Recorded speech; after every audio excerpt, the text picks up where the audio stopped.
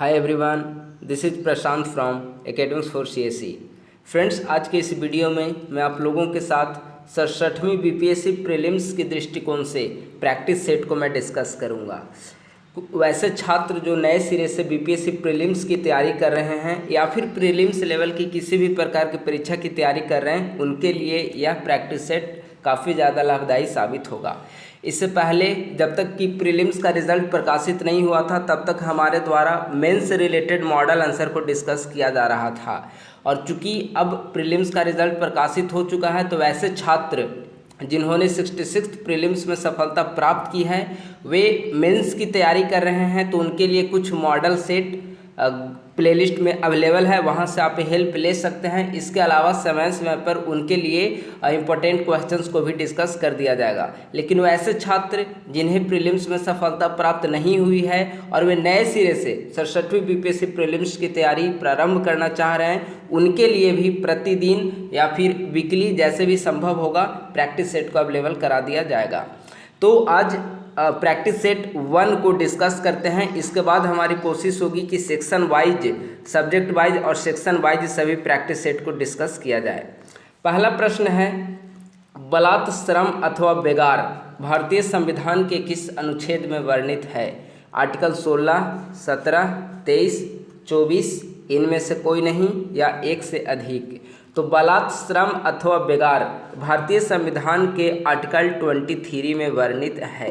ठीक है, यह मौलिक अधिकार के तहत इसका वर्णन किया गया है। भारतीय संविधान के भाग 3 के आर्टिकल 12 से लेकर 35 तक में मौलिक अधिकार का वर्णन किया गया है और उसमें आर्टिकल 23 बलात् श्रम अथवा बेगार से संबंधित है। तो इसका आंसर हो जाएगा सी।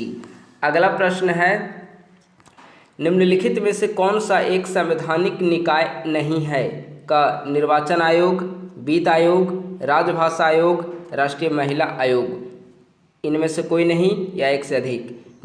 कौन सा संवैधानिक निकाय नहीं है? इसका मतलब हो गया कि निम्नलिखित में से किस आयोग का वर्णन भारतीय संविधान में नहीं किया गया है? निर्वाचन आयोग। तो निर्वाचन आयोग का वर्णन भारतीय संविधान के आर्टिकल 324 में किया गया है। ऐसे आर्टिकल 324 से 329 तक निर्वाचन आयोग से संबंधित है, यानी कि इलेक्शन कमीशन से संबंधित है।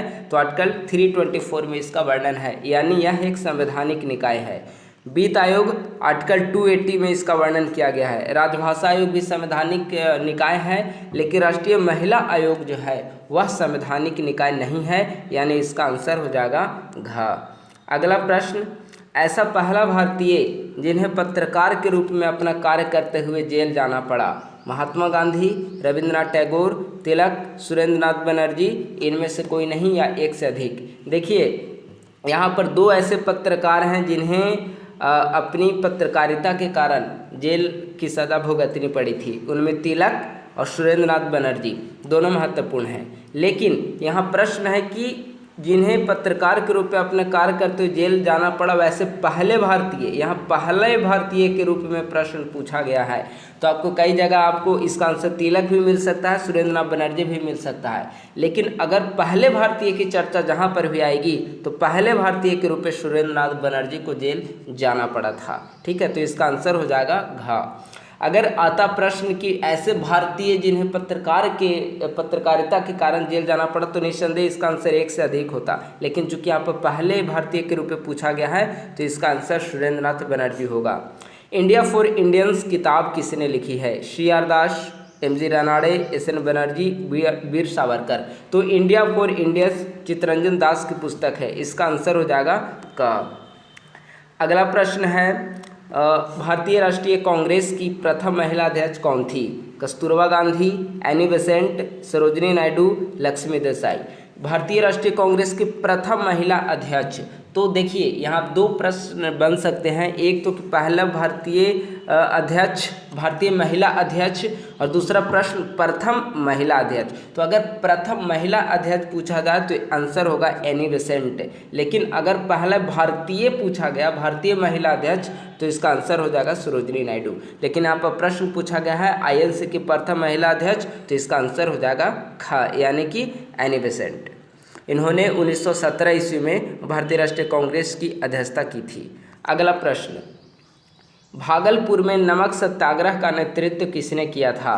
श्री कृष्ण सिंह, महादेवलाल सराफ, कुमार मिश्रा, सत्यनारायण, इनमें से कोई नहीं या एक से अधिक। भागलपुर में नमक सत्याग्रह का नेतृत्व, तो आपको जानकारी है कि नमक सत्याग्रह 1929-30 का जो आपका नमक आंदोलन है उससे संबंधित है, और इस दौरान भारत के विभिन्न क्षेत्रों में नमक सत्याग्रह कार्यक्रम चलाए गए थे। बिहार के भी विभिन्न क्षेत्रों में चलाए गए थे, जिसमें भागलपुर में इसका नेतृत्व महादेवलाल सर्राफ के द्वारा किया गया था, यानी इसका आंसर हो जाएगा ख।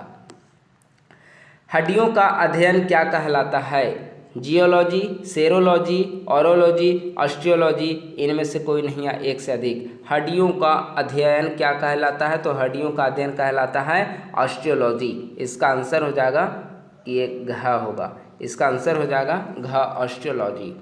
अगला प्रश्न है, खासी और गारो जनजातियाँ मुख्य रूप से कहाँ पाई जाती है? केरल, मेघालय, छोटा नागपुर, तमिलनाडु, इनमें से कोई नहीं या एक से अधिक। खासी और गारो जनजाति, देखिए मेघालय में बेसिकली 3 जनजातियां पाई जाती है, गारो, खासी और जयंतिया। ये 3 जनजातियां जो है वह मेघालय में पाई जाती है। तो मेघालय की प्रमुख रूप से 3 जनजातियां हैं, गारो, खासी और जयंतिया। तो इसका आंसर हो जाएगा ख, यानी कि मेघालय में पाई जाती है। अगला, 50 डिग्री सेल्सियस का मान फ़ारेनहाइट स्केल में क्या होगा? इसे निकालना पड़ेगा आपको। अक्सर एक प्रश्न बीपीएससी में लगभग इससे ज़रूर पूछा रहता है। सेंटीग्रेड में दिया हुआ रहेगा, उसको आपको फ़ारेनहाइट में चेंज करना होगा। फ़ारेनहाइट में दिया हुआ है, उसे आपको सेंटीग्रेड में चेंज करना है या फिर केल्विन में चेंज करना है, ठीक है। तो इसके लिए आपको फार्मूला याद करना होगा, C/5 बराबर F माइनस 32/9। अब इसमें जिसका वैल्यू दिया हुआ उसे पुट करके एक दूसरे का वैल्यू आप निकाल सकते हैं। जैसे यहाँ पर दिया हुआ है सेल्सियस का डिग्री वैल्यू दिया हुआ 50 डिग्री, तो आप C के जगह यहाँ पर 50 डिग्री वैल्यू पुट कर दीजिए। अब इसका F का मान आप निकाल सकते हैं। तो कैसे निकलेगा? तो 5 यहाँ 10 बार में कट जाएगा, तो 10×9 बराबर F माइनस 32, यानी कि F बराबर कितना हो गया? 90 + 32, यानी कि 122 डिग्री फ़ारेनहाइट में आंसर आ गया आपका, यानी कि आंसर खा होगा। अगर यहाँ सेल्सियस दिया हुआ था तो फ़ारेनहाइट में आप इस फार्मूला से आपने निकाल लिया। अगर यहाँ पर फ़ारेनहाइट दिया हुआ रहता तो आप यहाँ F का वैल्यू पुट करिए और यहाँ से फिर C सेल्सियस का वैल्यू आप निकाल सकते थे। तो इस तरह से इसका आंसर निकल सकता है। ककोलत जलप्रपात किस जिले में स्थित है? यह बिहार का एक प्रमुख जलप्रपात है। बिहार में प्रमुख रूप से कुछ जलप्रपात सीमित रूप से हैं, इनमें ककोलत जलप्रपात कहाँ स्थित है? तो यह बहुत फेमस क्वेश्चन है, बीपीएससी बिहार दारोगा किसी में भी पूछा जा सकता है। तो ककोलत जलप्रपात बिहार के नवादा जिले में स्थित है। बिहार के नवादा जिले में एक प्रसिद्ध जलप्रपात स्थित है जिसका क्या नाम है? ककोलत। तो 2 तरीके से प्रश्न पूछा जा सकता है, एक तो कि ककोलत जलप्रपात किस जिले में स्थित है, और दूसरा प्रश्न कि बिहार के नवादा जिले में कौन सा जलप्रपात स्थित है। तो आपको ध्यान में रखना चाहिए कि ककोलत जलप्रपात है जो बिहार के नवादा जिले में स्थित है। अगला प्रश्न है, निम्नलिखित में से कौन सी राशि अदिश राशि है? तो 2 प्रकार के राशि महत्वपूर्ण हैं, आपको ध्यान में रखना है कि कौन कौन सी राशि अदिश राशियां हैं और कौन सी राशियां जो हैं वह सदिश राशि है। तो निम्नलिखित में से कौन सी राशि अदिश है? बल, दाब, वेग, त्वरण, इनमें से कोई नहीं या एक से अधिक। देखिए, अदिश और सदिश राशि को जो जांच करने का, याद करने का सबसे अच्छा ट्रिक है, वह शब्द जिसमें भी लगा हुआ होगा वह जो है वह सदिश राशि होगा। एग्जाम्पल के लिए, वेग, अवेग, संवेग, बल, बलाघूर्ण, त्वरण, ये सब जो राशि है वह क्या है? सदिश राशि है। लेकिन अब यहाँ प्रश्न पूछा रहा है कि अदिश राशि कौन है? तो जो सदिश राशि नहीं है वह अदिश राशि है। तो हमने बताया वेग है, सदिश राशि है। वेग, अवेग, संवेग, बल, बलाघूर्ण, त्वरण, ये सभी सदिश राशियाँ हैं। अब बचिए कौन सा? दाब। तो दाब क्या है? एक अदिश राशि है। तो इसका आंसर हो जाएगा ख। अगला प्रश्न, यूएनओ की उस एजेंसी का नाम बताएं जो बाल कल्याण के लिए कार्य करती है। यानी कि यूएनओ की जितने भी विशिष्ट अभिकरण हैं उनमें कौन सी ऐसी एजेंसी है जो बाल कल्याण के लिए कार्य करती है? बाल कल्याण यानी कि चाइल्ड वेलफेयर के लिए कार्य करने वाली यूएनओ की विशिष्ट एजेंसी कौन सी है?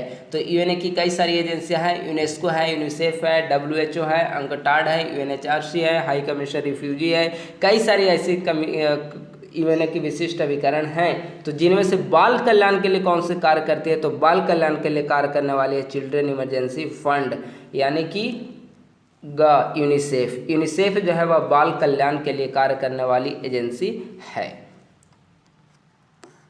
अगला प्रश्न है, सर्वेंट्स ऑफ इंडिया सोसाइटी के संस्थापक कौन हैं? तो Servants of India Society history का महत्वपूर्ण प्रश्न है। Mahadev Govind Ranade, Mahatma Gandhi, Annie Besant, Gopal Krishna Gokhale. Servants of India Society Gopal Krishna Gokhale के द्वारा 1905 ईस्वी में गठित की गई थी। तो इसका आंसर हो जाएगा कि सर्वेंट्स ऑफ इंडिया सोसाइटी के संस्थापक कौन हैं? गोपाल कृष्ण गोखले, यानी कि आंसर हो जाएगा घ। अगला प्रश्न है, बौद्धिक संपदा सूचकांक 2020 में भारत का क्या स्थान है? यानी कि बौद्धिक संपदा सूचकांक जो 2020 जारी की गई है उसमें भारत का क्या स्थान है? इंडेक्स से प्रश्न आएंगे भी तो मुश्किल से 3 तरह के प्रश्न बन सकते हैं। पहला प्रश्न कि जो भी इंडेक्स है उसके जारीकर्ता कौन है, यानी कि जैसे कि ईज ऑफ डूइंग बिजनेस जारी की जाती है वर्ल्ड बैंक के द्वारा, तो ऐसे प्रश्न बन सकते हैं कि ये इंडेक्स किस संस्था के द्वारा जारी की जाती है। दूसरा प्रश्न बन सकते हैं कि उसमें भारत का क्या स्थान है, और तीसरा प्रश्न बन सकता है कि पहला स्थान किस राष्ट्र ने प्राप्त किया है। तो बौद्धिक संपदा सूचकांक 2020 जो जारी की गई है उसमें भारत का स्थान है 40वां। भारत ने 40वां स्थान बौद्धिक संपदा सूचकांक 2020 में प्राप्त किया है। अगला प्रश्न है और आज का अंतिम प्रश्न, हाल ही में किन 2 देशों के बीच मिताली एक्सप्रेस चलाने की घोषणा की गई है? भारत नेपाल, भारत म्यांमार, भारत श्रीलंका, भारत बांग्लादेश, इनमें से कोई नहीं आए, एक से अधिक। देखिए, अगर आप करेंट अफेयर्स को कंप्लीट करते होंगे तो बहुत ही महत्वपूर्ण प्रश्न है, मिताली एक्सप्रेस किन 2 देशों के बीच चलाने की घोषणा की गई है? हाल ही में प्रधानमंत्री की बांग्लादेश दौरा हुई है 26 और 27 मार्च 2021 की। किस लिए बांग्लादेश दौरा हुई है? तो बांग्लादेश के निर्माण का 50 वर्ष पूरे हो गए हैं और बांग्लादेश के संस्थापक शेख मुजीबुर रहमान के जन्म सदी के अवसर पर भारतीय प्रधानमंत्री की 26 से 27 मार्च 2021 को बांग्लादेश की यात्रा की गई, जिसमें बांग्लादेश के जो 50 वर्ष पूरे हुए उसमें भारतीय प्रधानमंत्री चीफ गेस्ट के रूप में आमंत्रित किए गए थे। वहां पर भारत और बांग्लादेश के बीच कई सारे ऐसे समझौते किए गए जिनमें से मिताली एक्सप्रेस चलाने की घोषणा भी महत्वपूर्ण समझौतों में शामिल है। यानी कि मिताली एक्सप्रेस भारत और बांग्लादेश के बीच चलाने की घोषणा की गई है। भारत और बांग्लादेश के बीच चलने वाला कुल तीसरी ट्रेन है। अन्य 2 ट्रेनें कौन कौन से चलाई जा रही है? बंधन और एक मैत्री।